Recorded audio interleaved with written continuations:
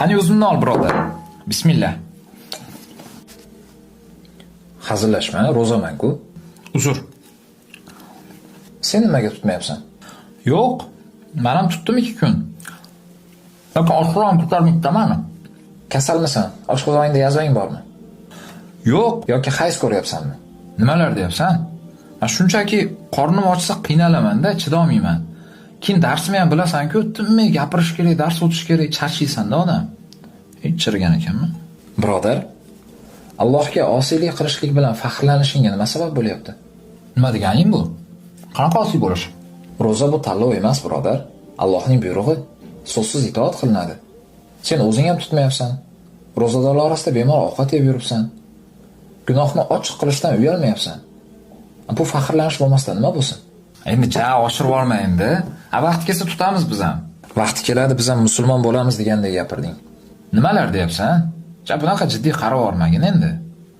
Ishtahang ham beliga tepding. Mana sen ustoz bo'lib ishlaysan-a? Dars o'tasan. Ha, vaqtda.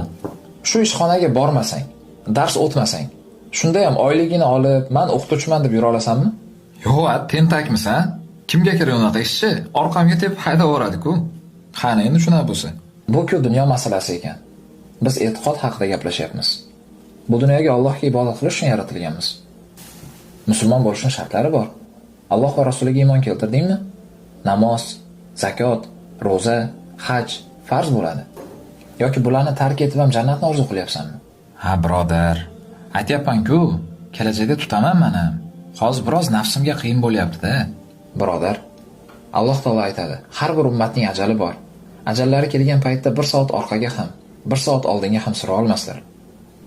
Biz esa ajalimiz qachon kelishini bilmaymiz. Har qanday paytda vafot etishimiz mumkin. Pensiyaga chiqishimizga ham kafolat yo'q. Bizga ibodat qilish uchun bugun bor. Bugun ibodat qilishimiz kerak. Bugun ro'za tutishimiz kerak. Allohga bugun itoat qilishimiz kerak. Allohga qayt, birodar.